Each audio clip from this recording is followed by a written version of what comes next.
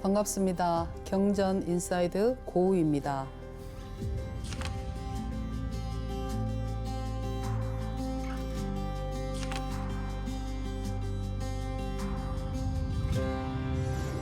지난 시간에는 시다르타 태자께서 어떤 교육을 받으며 성장했는지 유년 시절을 살펴봤는데요. 우리 인생에는 희노애락이 있는 것처럼 이렇게 행복하던 왕궁 생활에도 위기가 찾아옵니다. 시다르타는 어느 날 우연히 성문 밖을 나가게 되면서 생로병사를 조우하고 고통에 눈뜨게 되는데요. 흔히 이 이야기를 사문유관상이라고도 하죠. 오늘은 출가 전 화려했던 왕자의 삶과 야수다라의 만남, 그리고 늙고 병듦에 눈뜨게 되는 이야기까지 준비했습니다.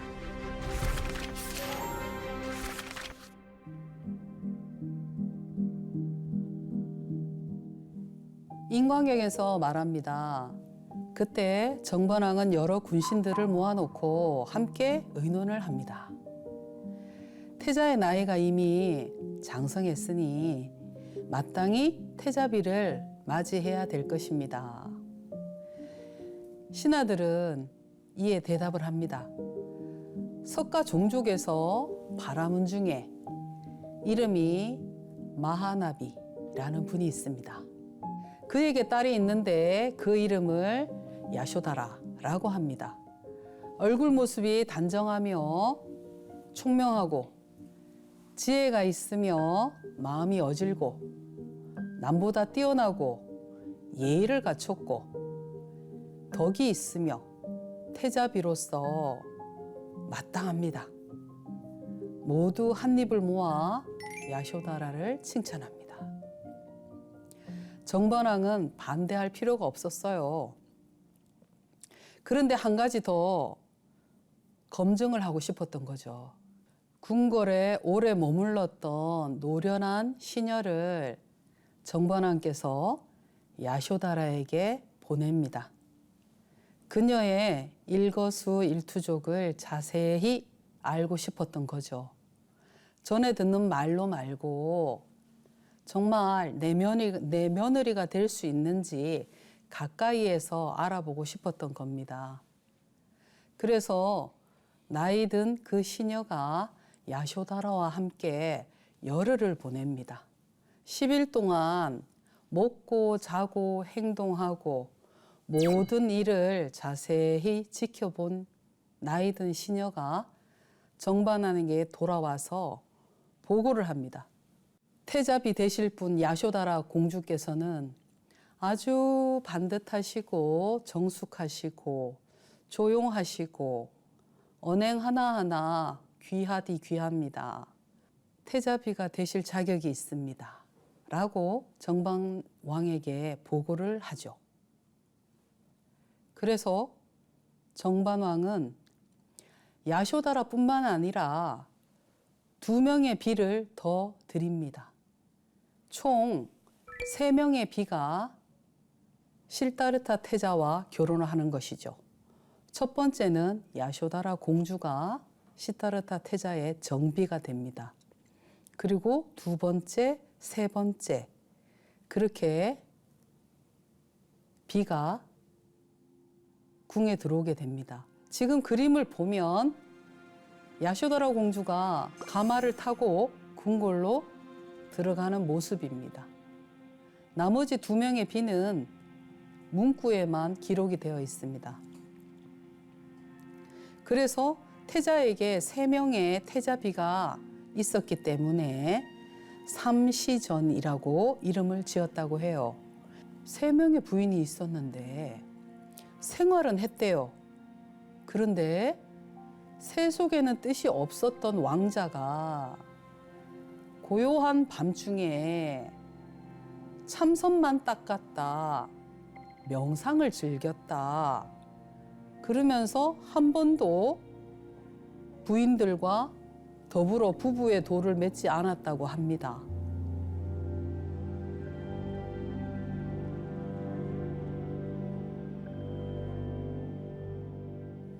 본행경에서 이르셨습니다.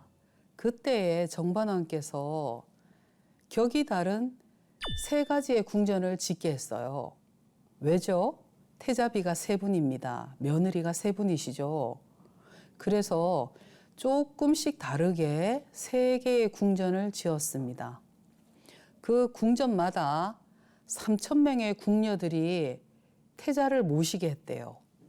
1,000명은 초저녁을 담당했대요.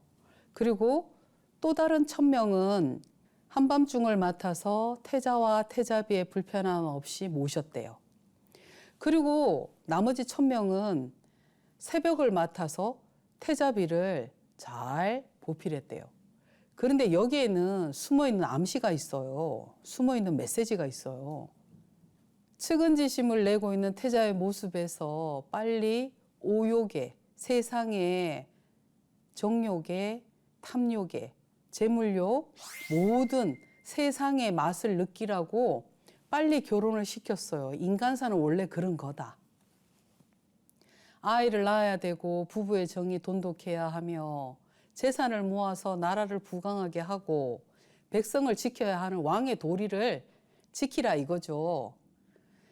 그래서 태자가 이런 오욕락을 맛을 보면 수행하고자 하는 생각을 하지 않을 것이다 라는 왕의 판단으로 지금 이 시점까지 온 것입니다. 그런데 제가 말씀드렸죠. 낮에는 부인들과 같이 논일고 맛있는 거 먹고 해요. 근데 밤에는 뭐 하죠? 명상을 하고 계세요. 부인들과 잠자리를 하지 않아요. 그러면서 그림에서 보시면 궁을 둘러싼 담벼락이 아주 높습니다. 그림의 가운데를 성벽이 다 가로막아져 있죠. 그리고 성벽 맨 위쪽에는 태자와 야쇼다라 공주입니다. 그리고 이 앞쪽에는 병사들이 밤낮을 지키고 있습니다. 그래서 정반왕은 예전에 태자가 태어났을 때 태자의 관상을 보고 점을 쳐준 아시타 선인이 한 말을 떠올리며 온갖 음악과 하인들을 거느리며 악사들을 거느리며 그 궁전 안에 음악이 끊이지 않게 했어요. 태자는 궁녀들에 둘러싸여서 온갖 쾌락을 누리게 되며 멀리 여기서 쾌락은 성욕은 빼야 됩니다. 우리 불자님들 그거는 알고 이 경전 인사이드를 들어주셔야 해요. 다른 쾌락, 먹고 즐기고 노니는 거는 다 포함이 되는데 성욕은 빼주셔야 됩니다. 여기서. 그렇게 해서 온갖 쾌락을 누리고 멀리 궁성 밖까지 나가서 논일 필요가 없었대요. 이때 정반왕은 태자의 여러 가지 공덕이 불어나기를 바라는 거죠. 앞으로 이 나라 가비라국을 이끌어갈 태자가 전륜성왕이 되어서 전 인도를 평정하는 큰 왕이 되게 내가 할 수 있는 일이 뭘까 생각을 한 거예요. 그래서 내가 작게나마 복덕을 짓자. 태자를 위해서 부모의 덕이 충분해야 이게 후대에 내려간다는 우리가 알고 있는 말이 있죠. 이때도 부모들이 자식에게 해줄 수 있는 일을 하고자 했던 노력이 여기서 보여요. 정반왕이 모든 걸 다 갖췄는데도 불구하고 태자의 출가를 막기 위해 내가 아버지로서 뭔가 희생할 수 있는 걸 찾고 있었어요. 그래서 죄인도 많이 풀어주고 굶주린 백성이 있으면 굶주린 백성이 없게 살피고 본인의 그런 사리 사욕이나 이런 것들을 많이 안 했다고 해요. 왕으로서 내가 누릴 수 있는 혜택을 안 누린 거예요. 그러면은 가까이에 있는 나를 모시는 모든 분들이 조금 편안해졌겠죠. 첫 번째로. 그리고 음식을 해내는 그 주방에서도 조금 음식을 간출하게 드시면 조금 편안해졌겠죠. 그런 식으로 왕이 누려야 될 혜택을 내려놓은 거예요. 한동안. 그렇게 해서 그 복덕이 시다르타 태자에게 더해지기를 원했던 거예요. 아버지가. 정반왕은. 그렇게 함으로써 내 아들이 수행자가 되고자 하는 마음을 접기를 발언한 거예요. 기도한 거예요. 그렇게 해서 부왕이 아들을 위해서 오역을 내려놓고 덕과 수행을 하기 위해 본인이 할 수 있는 최선을 했다고 보면 됩니다. 이렇게 해서 문제는 지금부터예요. 3개의 궁전을 지었다고 했죠. 부인이 3명입니다. 근데 그곳을 1년도, 2년도 아니고 그 상태로 10년이 흘러갑니다. 그래서 그 궁궐의 문이 열리려면은 아주 많은 사람들이 문을 열고 닫아야 했대요. 아무나 놓고 한다고 문 열어주고 나가겠다고 문 열어주고 들어오겠다고 문 열어주고 하지 않았대요. 문 밖에서 지키는 장수들이 갑옷을 입고 머리에 투구를 쓰고 그 자리에 지키고 있습니다. 그림에서 보시면 투구를 쓰고 양쪽으로 장수들이 서 있는 게 보입니다. 그래서 태자궁의 문을 지키는 것이 이처럼 삼엄하고 철저하였던 것은 이게 왕의 마음이겠죠? 아버지의 마음이에요. 혹시 우리 태자가 수도, 수행자의 길을 가지 않을까라는 아버지의 두려움이 저 성을 높이 올린 것입니다. 정반왕의 두려움이 저 큰 성으로 보여진 것입니다.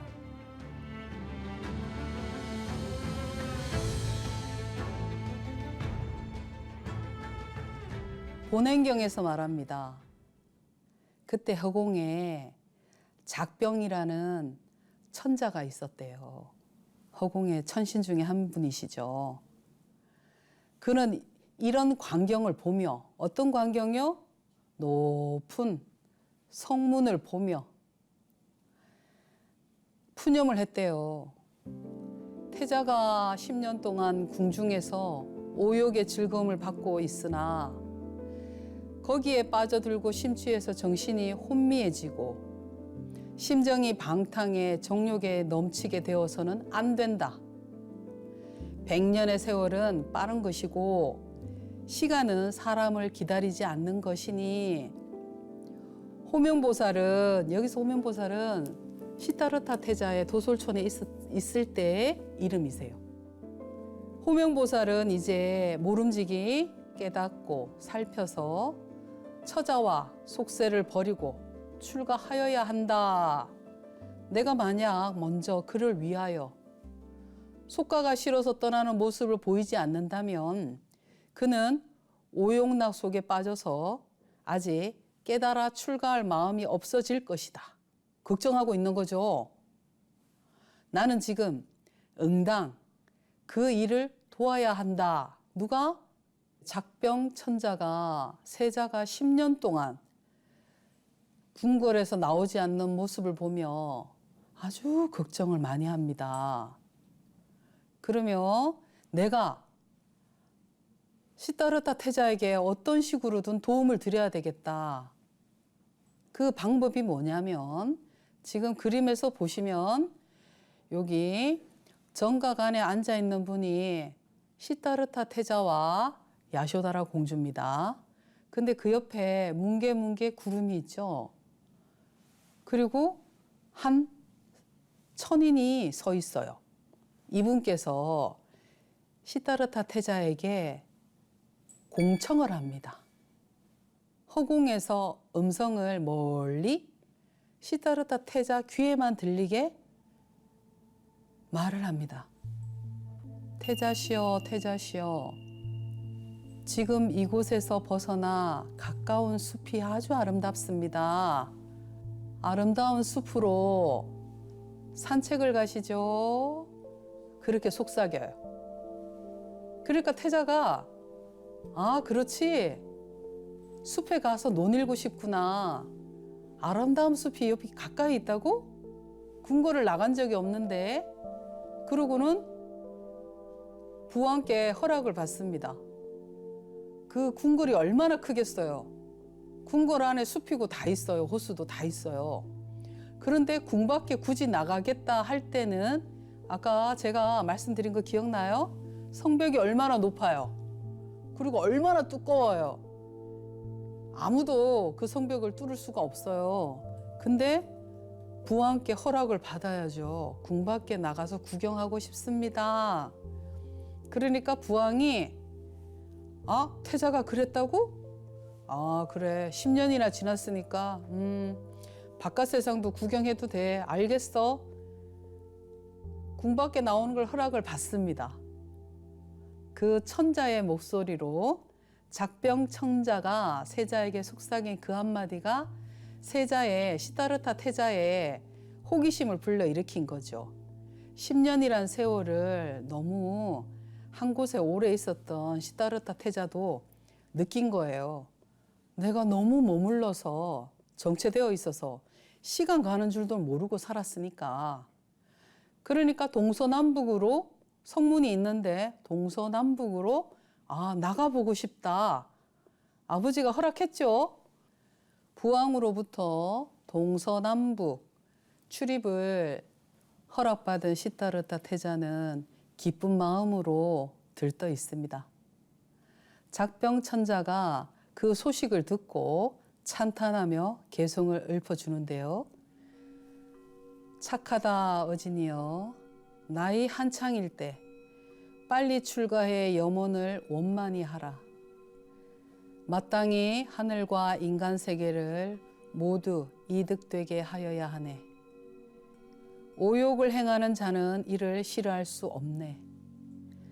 육진에 몰입해서 그 경계 버리기 어렵도다. 세간을 벗어난 사람만이 큰 지혜를 행하여 이 오욕이 싫어서 벗어날 수 있도다. 그런 까닭에 어진이여, 지금 이 오욕을 버려야 하네. 중생은 번뇌 병이 많아. 어진 이 당신은 큰 의원이 되어서 오묘한 갖가지 법약 설하는 왕이 되소서. 그리하여 빨리 이들을 열반 언덕으로 향하게 하소서. 무명의 검은 어둠에 가로막히고 온갖 사견의 그물이 촘촘히 얽혔네. 속히 지혜의 큰 등불 환히 밝혀서 빨리 하늘과 인간 세계가 청정한 눈 얻게 하소서. 공중에서 천자가 이 개송을 설하고 그 위실력에 감동되어 권유하는 인연이 일어나게 됩니다. 또한 태자는 숙세에, 오랜 과거 묵은 숙세에 성근과 복덕의 힘이 있었던 까닭에 궁중에서 궁녀들이 짓는 음성과 오욕에 얽힌 일에는 따르지 않고 오직 열반에 머물러 있으면서 믿고 아는 미묘한 소리를 전하게 되었으니 태자에게 세간이 싫어서 떠나게 하고 마음속에 깨달음이 생기게 하는 소리였습니다.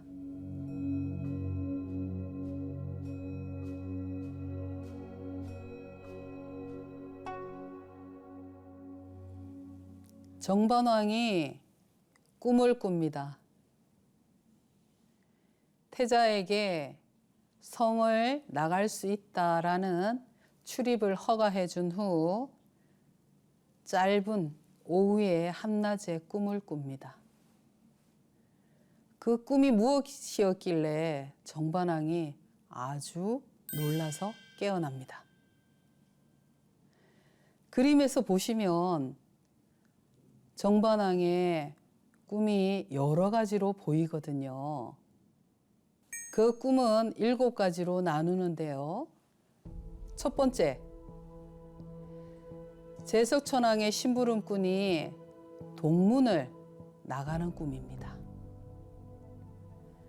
두 번째, 태자가 크고 흰 코끼리를 타고 성의 남쪽 남문으로 나가는 꿈입니다. 세 번째, 태자가 사두마차를 타고 성의 서문을 나가는 꿈입니다.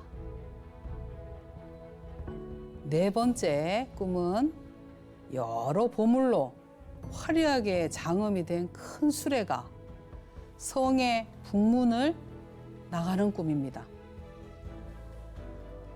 다섯 번째로 태자가 성의 중앙 큰 거리에서, 사거리 같은 큰 거리에서 손에 망치를 잡고 큰 북을 치는 꿈이에요.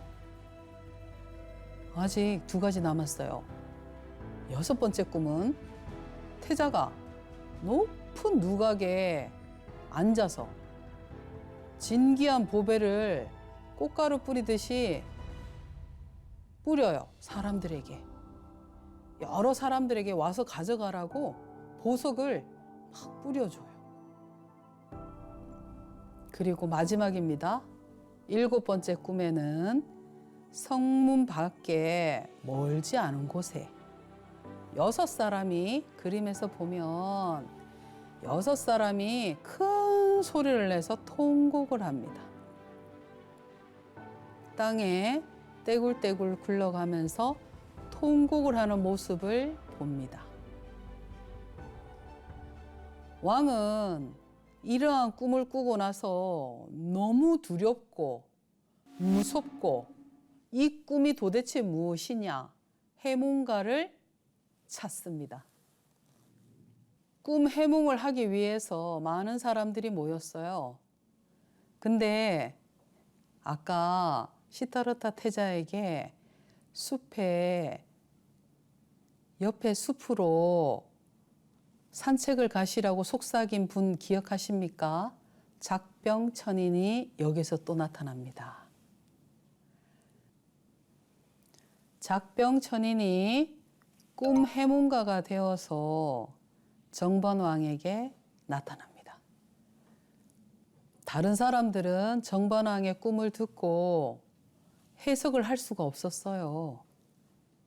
어설픈 해석은 정반왕이 미덥지 않았고 작병천자가 꿈 해몽가로 변신해서 그 꿈을 풀이하겠다 당당하게 정반왕 앞에 나타납니다.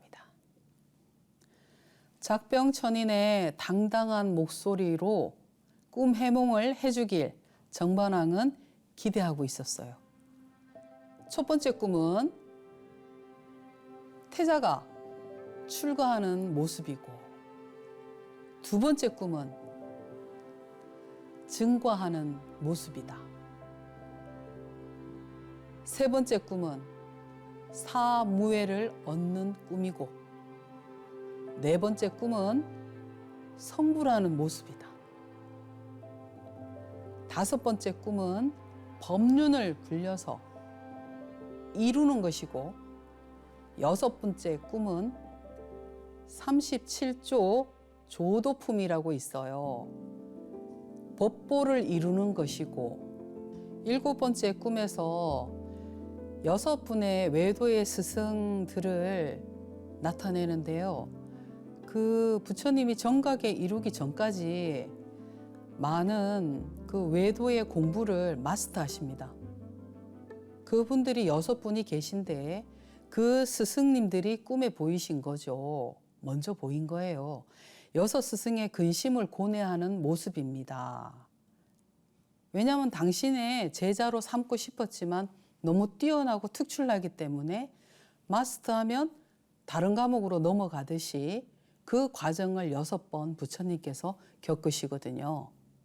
그러니까 당신 제자로 데리고 있고 싶지만 떠나보낼 수밖에 없는, 더 뛰어난 스승에게 갈 수밖에 없는 그 모습을 꿈으로 보시며 고뇌하는 꿈을 꾼 겁니다. 바라문으로 변화한 사람은 왕을 위하여 상세하게 꿈을 설명하고 나서 왕에게 아뢰었습니다. 대왕이시여 마땅히 기뻐하셔야 하며 공포나 근심과 즐겁지 않은 마음은 품어서는 안 됩니다. 아주 좋은 꿈이란 얘기예요. 근데 왕은 괴로워하고 근심하죠. 하지만 이 천인이 볼 때는 때가 된 것이에요. 그러나 대왕은, 정반왕은 이 말을 듣고 나서 거듭 태자에게 오욕의 도구를 더 해야 되겠다 생각했대요. 태자가 사랑 노름에 빠지면 출가를 즐거워하지 않게 되어 자신의 아버지 정반왕의 근심을 덜어줄 것이다 생각한 것이죠.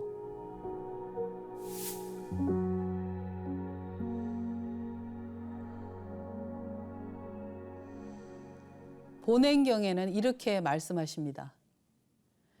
그때 작병천자는 태자가 숲으로 나가고 좋은 나쁜 모습을 살펴보고 그것이 싫어서 벗어나야겠다라는 마음이 일어나 점차 저 오욕에서 벗어나게 하고자 하였다. 이거는 천인 작병청자의 지금 생각이에요.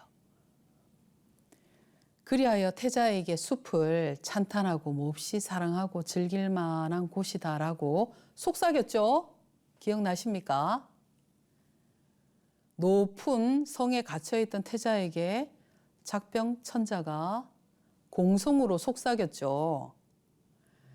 그러니까 태자가 이 말을 듣고 부왕에게 허락을 받아서 자, 여기는 동쪽 문입니다. 동쪽 문이 저기 성문이 활짝 열려 있습니다. 그림에서 보면 두꺼운 벽이 문이 활짝 열려 있어요.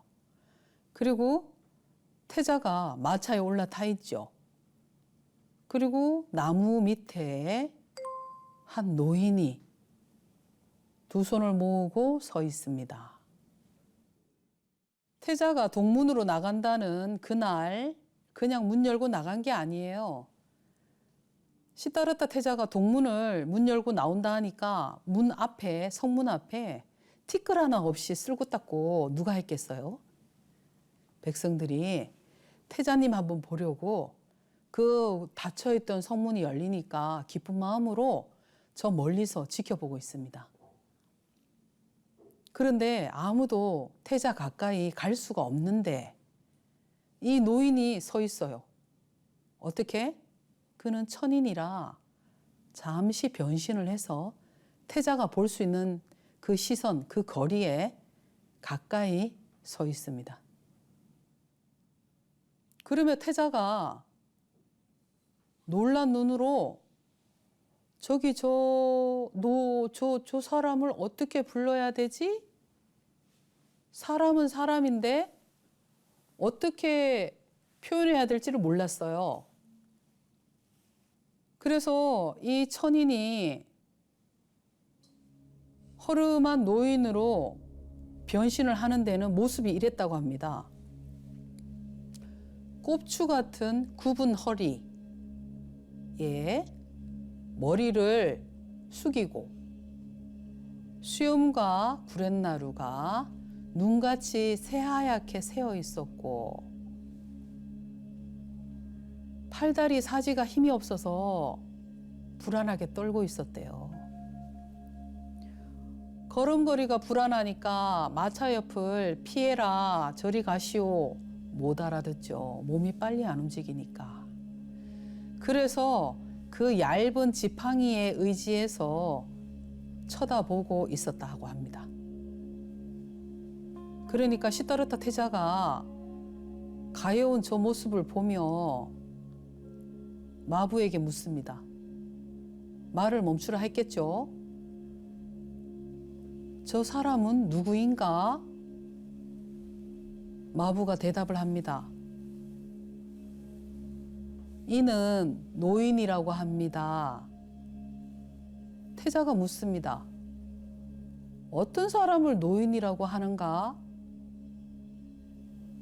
마부가 대답합니다. 무릇 노인은 쇠약하고 늙어서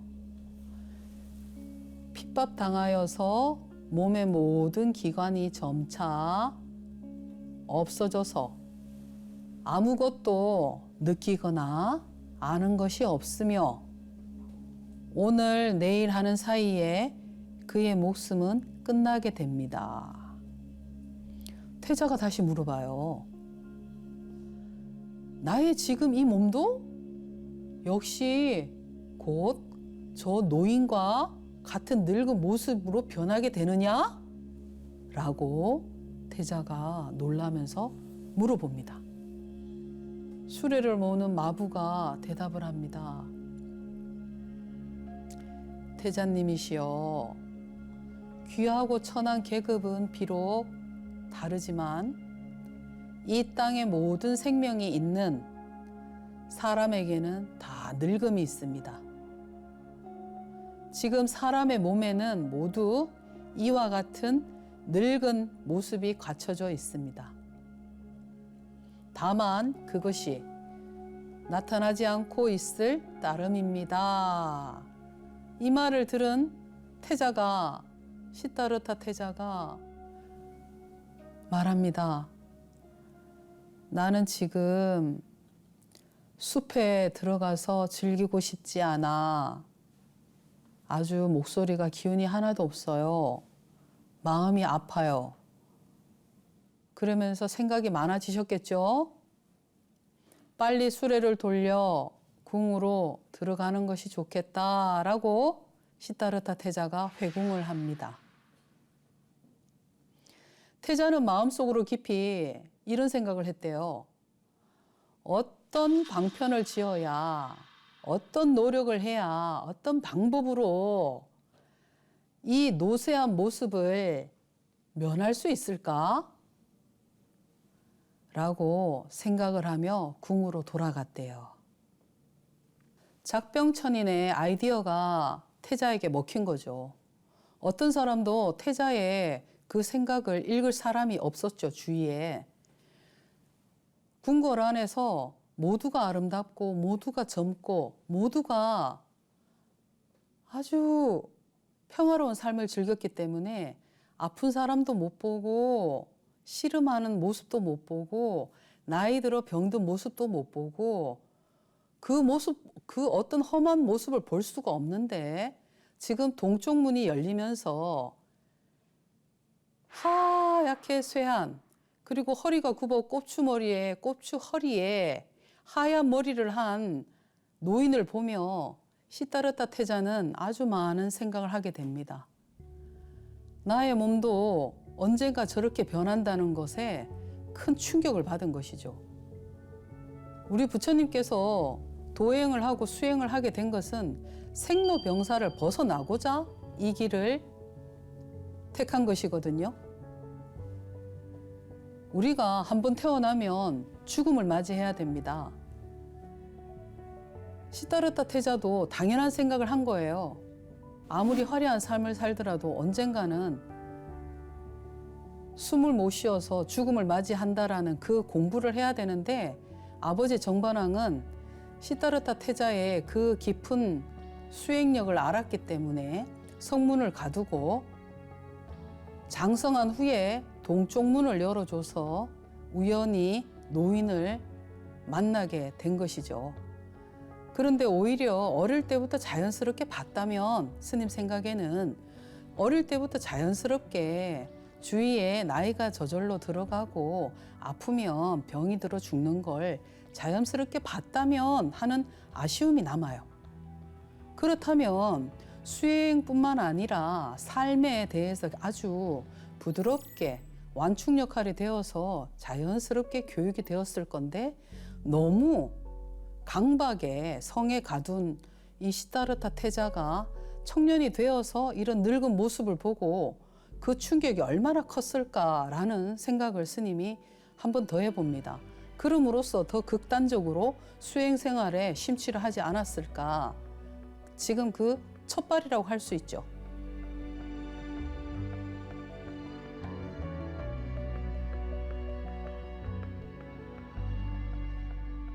본행경에서 이르셨습니다. 그때 작병 천자는 뒤에서 이 모습을 보고 생각하였다. 어떤 모습요? 시타르타 태자가 동문으로 나와서 늙은 노인을 보고 아픈 마음을 안고 궁으로 회궁했죠. 그 모습을 작병 천자가 보면서 이런 생각을 합니다. 아, 우리 태자님께서 궁생활을 너무 오래 하셔서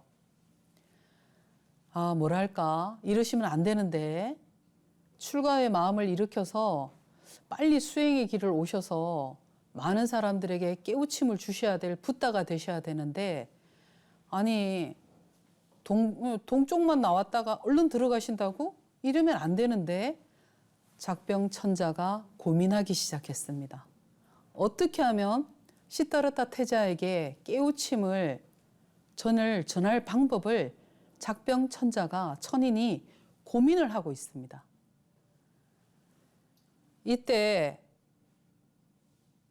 태자는 또 궁금해서 동문을 나갔으니까 아직 문이 3개가 남았어요. 궁궐에 나가는 방향이. 호기심에 태자가 마차를 준비하라 라고 명령을 하죠.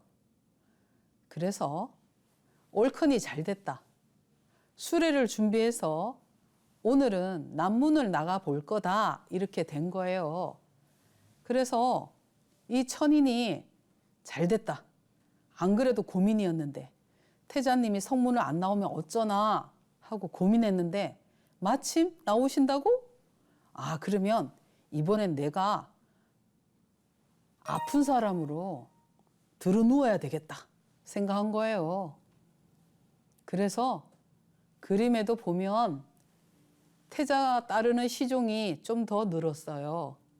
서쪽으로 나갔을 때 하고 2분인가 3분이 좀 더 많습니다. 그거는 왜 정반왕이 걱정을 하는 모습을 사람을 더 붙여 보내면서 표현을 한 거라고 저는 봅니다. 지금 성문 밖에 있을 수 없는 광경이에요. 어떻게? 태자님이 궁에서 나오시는데 평소에 나오는 분이 아니거든요. 그런데 원두막에 뼈가 앙상하게 볼품없는 병자가 앉아 있어요. 있을 수 없는 일이죠. 바로 천인, 작병천자가 모습을 바꿔서 아픈 모습으로 태자에게 보여주기 위해 애쓰고 있습니다, 지금. 당연히 태자가 마부에게 묻겠죠? 저 사람은 왜 저러고 있느냐? 그러니까 마부가 뭐라고 얘기하게요? 그는 아픈 사람입니다.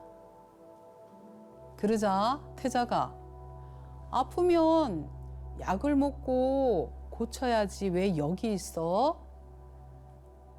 그러니까 마부가 고귀하신 태자님, 시다르타 태자님처럼 저희는 그렇게 약을 마음대로 쓸 수가 없습니다.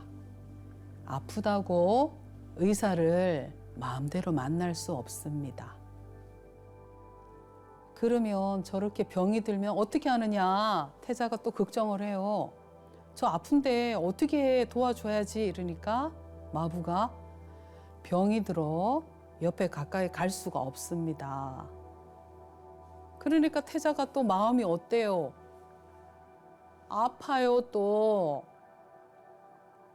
그러면서 태자가 그럼 사람이라면 누구나 아픈 것이냐 하고 또 물어요.